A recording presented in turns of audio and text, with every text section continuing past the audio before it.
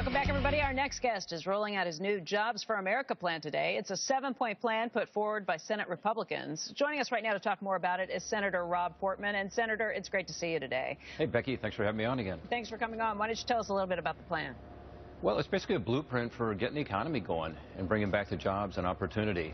It's a pretty simple concept, which is that if Republicans get the majority, we're going to move forward on regulatory relief, on tax reform, on doing something to expand our domestic energy production to get the economy moving, worker retraining, expanding exports, all things that can and should be done now because all of them have bipartisan roots. All these issues are ones we should be able to come together on, but we haven't been able to. So the notion is let's lay out to the American people what we would do if we had the ability to control the agenda up here. You know, looking just around the country, we have seen the unemployment rate start to come down, get closer towards 6.5%. In Ohio, it's still above 7.1%. Why is Ohio struggling more than the rest of the country? Well, Ohio's doing actually a little bit better. Our rate just went down. In fact, we've actually created some jobs in Ohio since the recession. Net, as you know, we haven't created any jobs in the country, and almost 1 million jobs down. But Becky, the numbers that I look at are the number of people who are working, in other words, the workforce participation rate, which, as you know, is back to the 1970s for all Americans. For men, it's actually at historic lows. In other words, there are fewer men participating in the workforce than we've seen since the 1940s when we started keeping track of this. I also look at the long-term unemployed number. The job numbers last month, you know, were 175,000 jobs, but there were more people, over 230,000 people, who joined the ranks of the long-term unemployed. And then, as you know, the previous 2 months were the worst we'd seen in 3 years in terms of job growth. So we're not out of the woods, and we got to do something to get this economy moving. I know the market's doing well. I see, you know, it may be up again today, but that really is not a reflection of what's going on in the lives of the people I represent. We did a teletown hall meeting last night, Becky. We do one of these a month. Probably had 25,000 people on the call, and I always ask, you know, what's the top issue? And it always comes back, you know, it's the jobs and how do you bring back the jobs? And so people are telling me their stories. And a guy whose wife was out of work for 1.5 years, you know, applied to dozens of places. And that's the reality out there, is a lot of people are having a tough time finding work.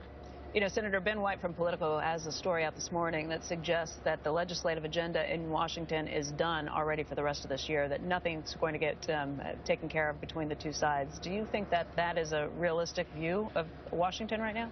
I hope not. I mean, there's lots to be done, and one reason we're laying out this agenda now is to say we can't wait until 2017, which is a lot of people are saying, you know, that not only will nothing happen this year, some people are saying nothing will happen as long as President Obama is in the White House and we have divided government, because I think we'll keep the House majority.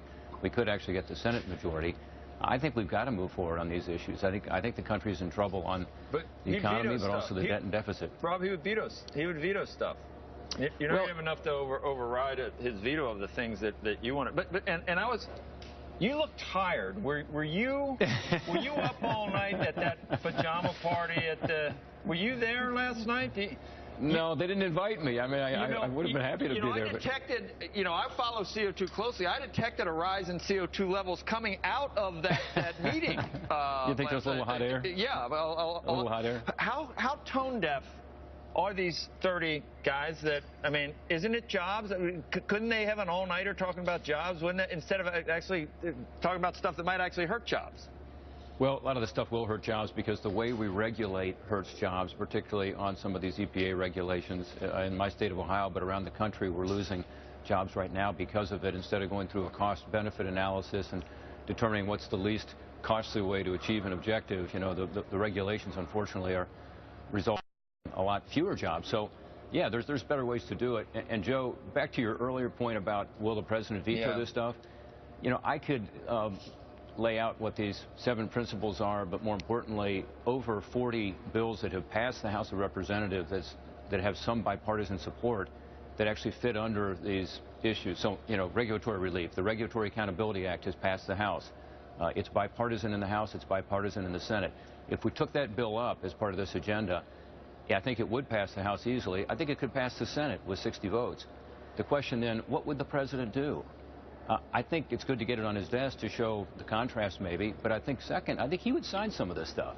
So if we got a Senate majority, we not only could be able to have an agenda working with the House that's pro-growth, but I think some of these very specific bills, like the Regulatory Accountability Act, would get the president's signature. You only need 50, don't you only need 51 now, since they changed that for stuff?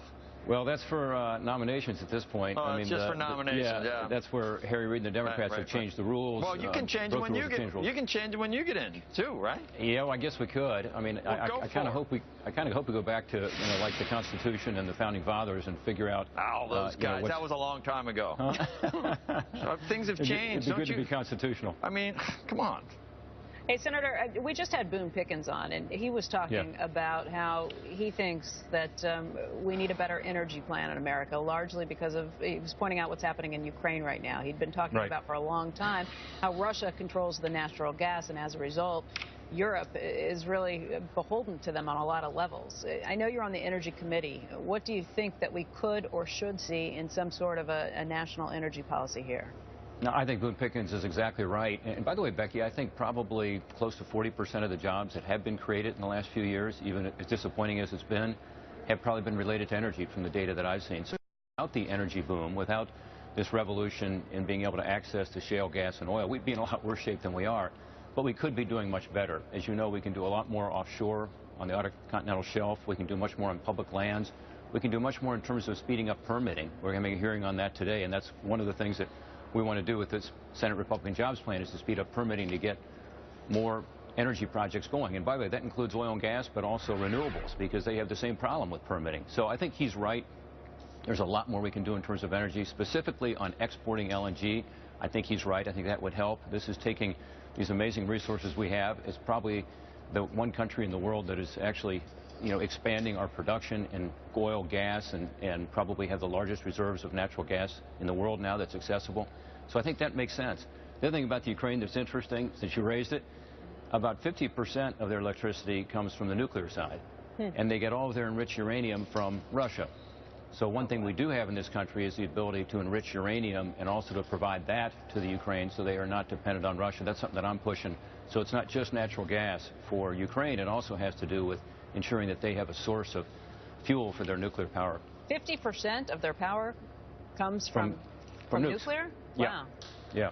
I didn't realize that. The Europeans have backed off on that, which is one reason the Europeans are more and more dependent, particularly the Germans, on the Russians. But the United States can play a role here in helping to provide some of the energy that helps to diffuse some of these crises like Ukraine, but also helps to keep the price of energy down and helps grow the global economy, which helps us here in America. The markets have kind of written off Crimea. They think it's an end game at this point, that's gone. Do you think that's an accurate perception? Gosh, I hope not. I mean, I think the international community needs to stand up and isolate Russia for what is a military invasion of a sovereign country. And, I don't think we ought to give up. Well, before we go, just real quickly, I saw an article about a new of Republicans, not the Tea Party, but these are guys, I guess they're kind of libertarian socially, and they got, they got their mind in the right place. I mean, free enterprise, capitalism, jobs, that's what it should be, not gay men, And what's going to happen in this next election? Who's going to take over? I see, Rand Paul wins this, the CPAC thing. Are we moving right, or are we moving to where the government gets out of everybody's life and just controls prosperity rather than people's morality? Can Republicans get it together? That sounds like the Joe Kernan party. I think that could be pretty popular. It's already, it's there. It's ready to happen. It's ready. You might actually win some elections that way. Yeah, look, I think jobs and the economy and the fiscal issues are the top issues by far. Again, we do these polls every month with our teletown hall. It always comes out that way. The national polls all show that. This is where our party comes together. We're a party that believes in free enterprise. We believe in smaller government. We believe in lower taxes. Yeah. Get out of the bedroom. That's the stuff that's going to help us win elections and also help move this country forward to bring back the prosperity and bring back the hope. Thanks, guys.